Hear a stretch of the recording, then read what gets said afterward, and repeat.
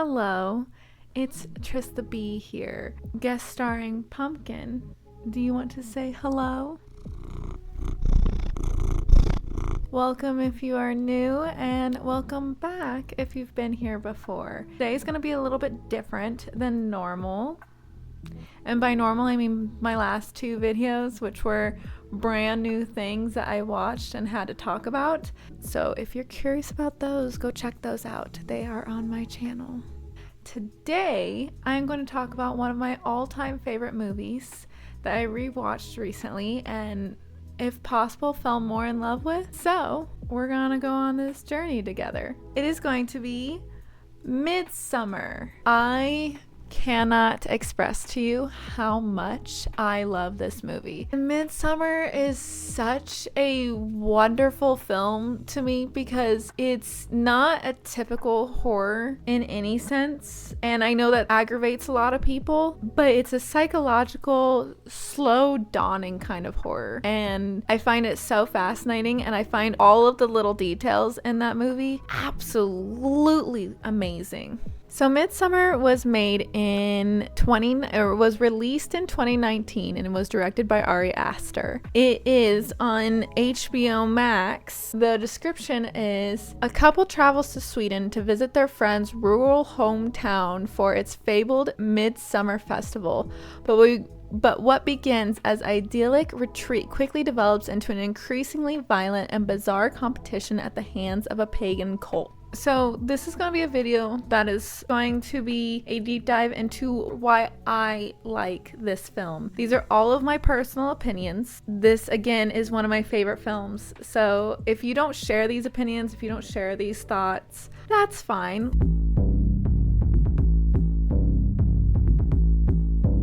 So I'm going to start off with the opening scene, just because I find the opening scene super interesting, because we see a mural that tells the majority of the plot of Midsommar, of Dany, right off the bat. We see her family's deaths, and then we see images of Pelle. No, don't eat that. We see Pelle lingering. This is just not working out very well with you, Pumpkin. Sorry, it's been like several minutes of Pumpkin trying to get comfortable, and then he gets frustrated and either bites me or this string, and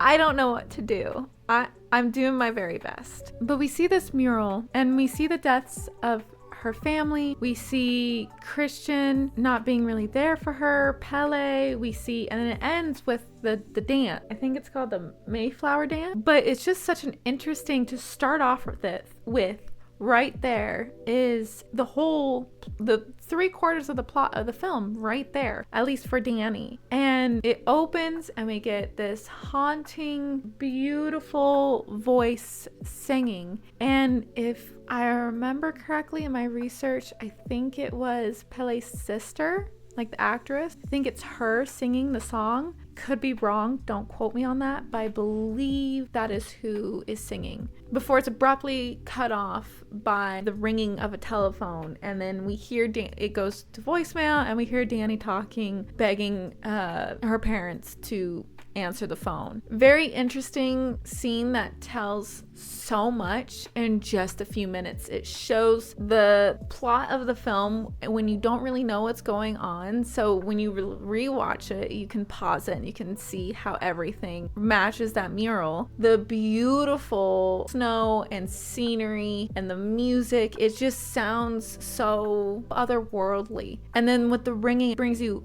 right back to reality. And I think it's just such an interesting way to introduce the film, especially a film like this where they're going into essentially another world when they go to Sweden.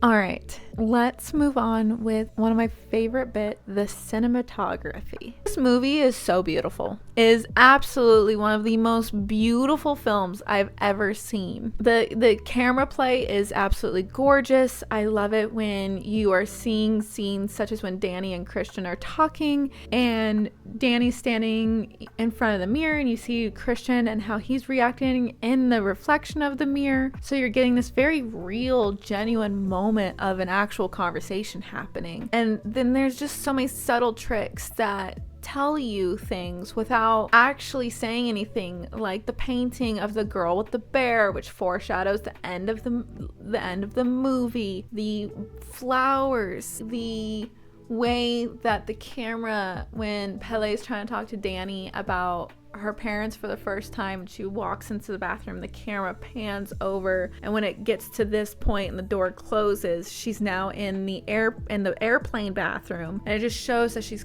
this repetition of times of how many times she's going into the bathroom to cry all by herself, to be alone, to have her breakdown alone. And it doesn't say anything in this sense, it just shows it very clearly that this is a habit. The pan over when they're driving the car in Sweden and they're about to hit the sign. I love how everything goes upside down. Pans over everything and then lands over here, and everything is upside down. And then as soon as they pass the sign, it flips back over. And this shows that they have now entered this other world. They are now outside of what they know. And it's such an interesting little detail that is ingenious. And it's just shot so wonderfully. Everything's bright, everything's full, everything, and like it's not just to be beautiful, but it's also to advance the story, to expand upon you're seeing a bunch of details that adds to the story, that enriches it, that adds more details. And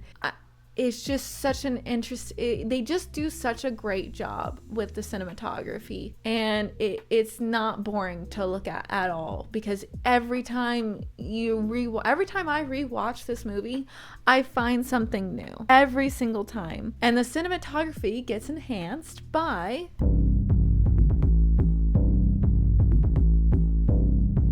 they do such a great job with the CGI in this film, and it's such a creative way of how they enhance the already complex and beautiful things that we're seeing on the screen. There's obvious ones, like when Dany is having her nightmare and breathing out exhaust, when she's in the outhouse and her face morphs and everything. Very obvious, very drug centric, because one of the things that I noticed is, like, throughout the film, they're especially Dany is becoming more and more involved in the community, and that involves with her, she's constantly drinking or taking something that is either shrooms or something that's hallucinogenic. Like when the flowers are breathing on her when she is made the May Queen, we see her sister's face in the trees. Her whole life is now becoming part of this cult, is becoming part of the environment. And it's so unsettling because you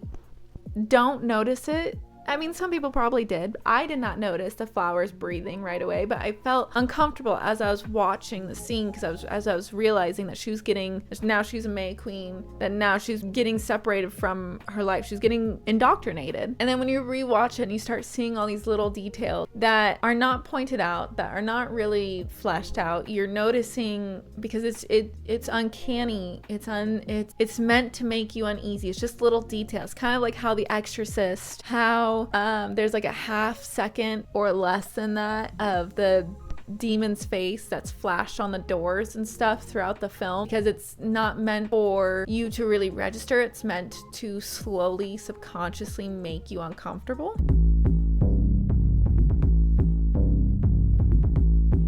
And then this is also enhanced by the beautiful score by Bobby Krilic.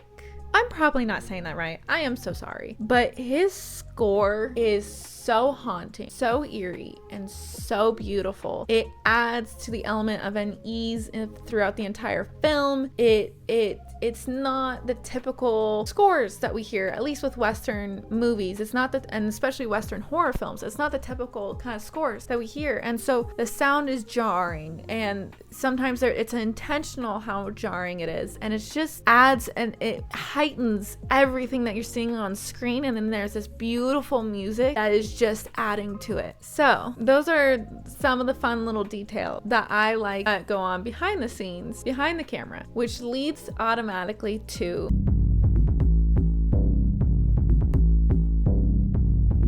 The acting in this film is absolutely top tier. I don't know a lot of the actors in this film. I haven't looked into them more. I haven't watched any of their other things. I'm sure they're brilliant, just like they were in this film. I just haven't. Oh, except for the guy who plays Mark. The guy who plays Mark, what's his name? I don't know his name. I'll add it in the edits. But I have seen him in so many films, but I saw him when he was a child actor. So to see him in this film as an adult, I was vastly uncomfortable. He's swearing, he's drinking, he's doing these drugs, he's being mean, he's being rude, which is pretty typical. He seems to play a lot of those characters, but I just could not get over him being an adult. He still looked like the child actor to me. So that was a little bit funny and jarring when I first watched it. Now I watch it and I'm like, ugh, Mark. That's about it. Obviously, all of the actors were brilliant and amazing, but I think we all know who stole the show, which is the title character,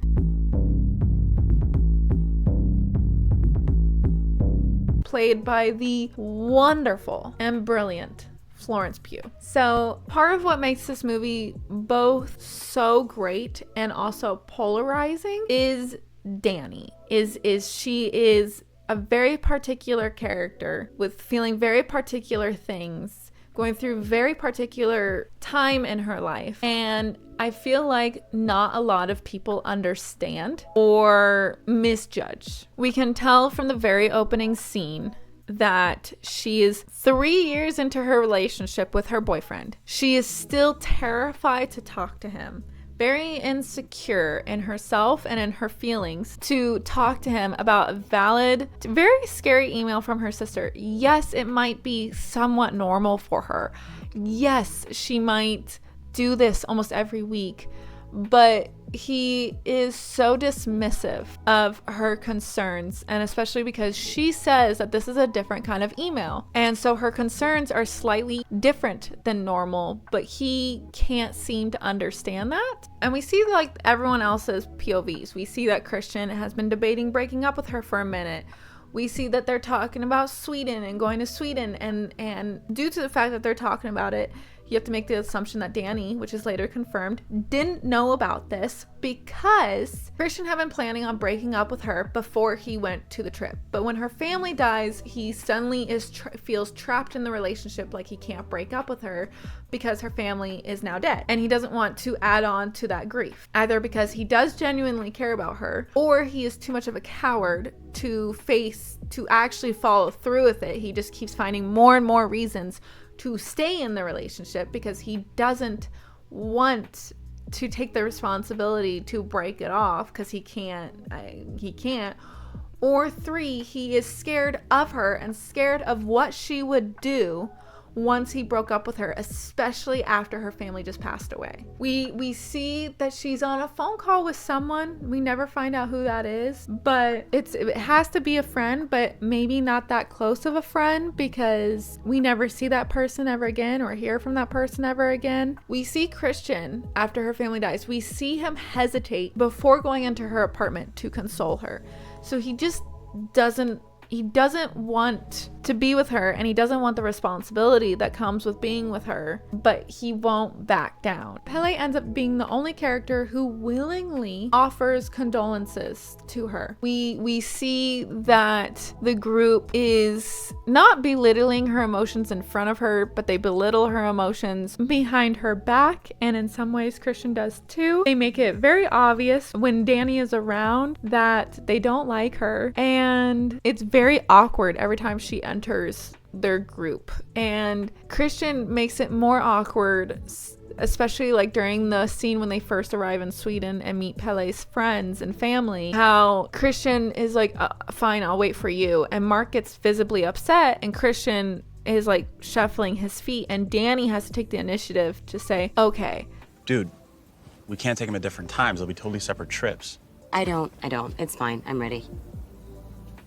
So we see that Christian is kind of controlled all the time by other people, whether intentionally or not. Dany's not trying to. She doesn't want to make him upset, but he seems to get easily upset when he does something that he doesn't want to do, but he never says no to anything. He just grumbles about it and belittles her and makes her feel insecure about her feelings. So when we finally enter Sweden with Dany, she is very insecure. She is very fragile because, again, she just lost her whole family.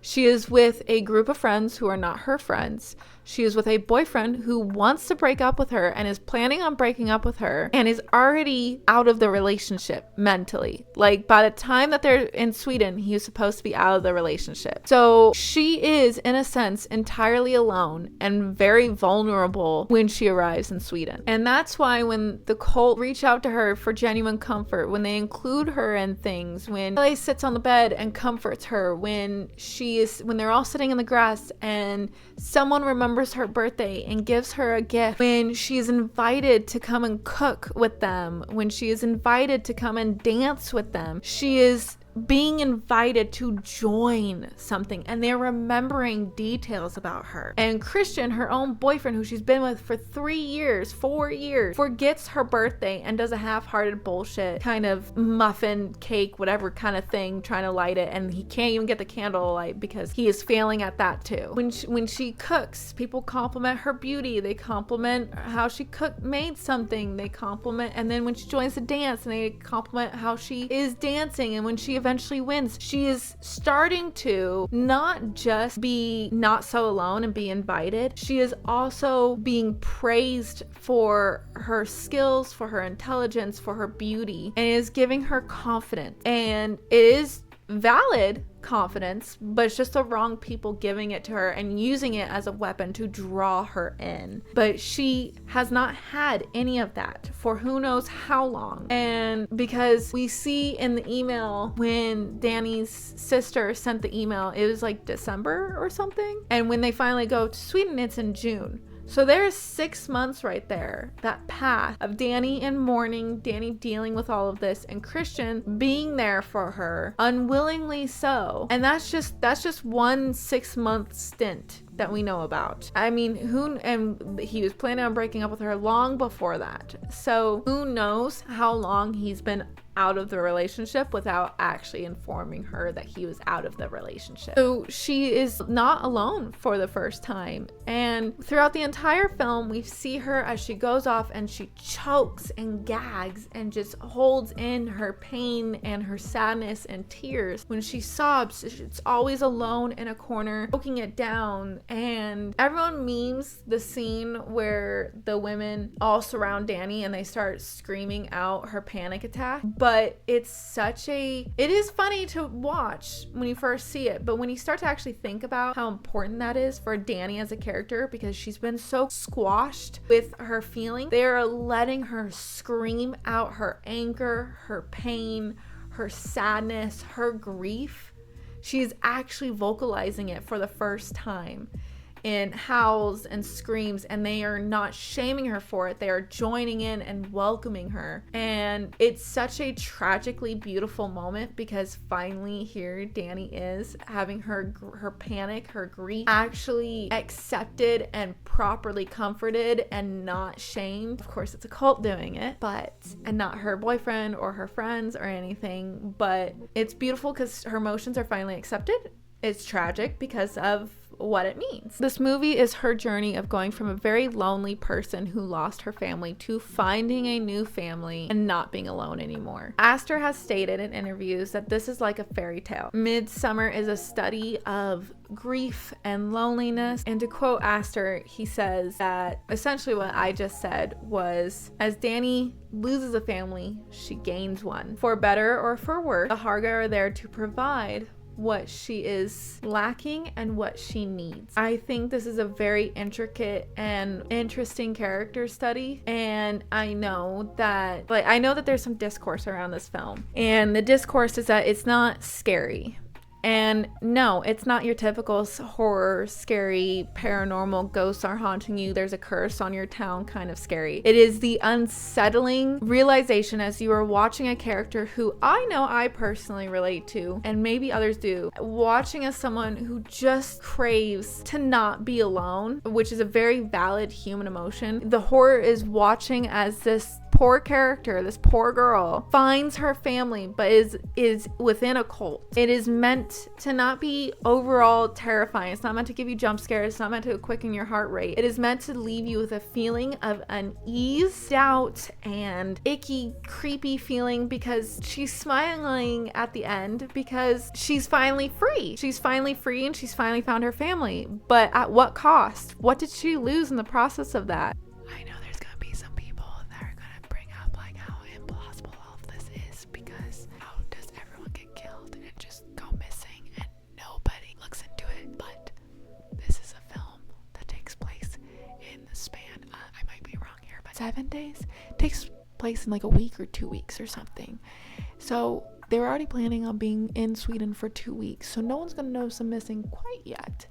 And this movie is taking place in their present, so we don't see any of the aftermath or any of the after effects. We can imagine what happens, but that's not the point of this movie. The point of this movie is to be in the moment and to watch as Dany is in the moment going through all of this as well. Dany is an imperfect protagonist. She's an imperfect person. She is weak. She has her flaws. She has her strengths as well. Her weaknesses and flaws are essentially what keep and push the plot of the movie forward, because the cult notices her weaknesses and flaws and takes advantage of it. So I think I've ranted long enough about this movie. I could keep going on. I adore this movie so much. I rewatched it for this video and my heart was fluttering the whole time. I hope you enjoyed this video.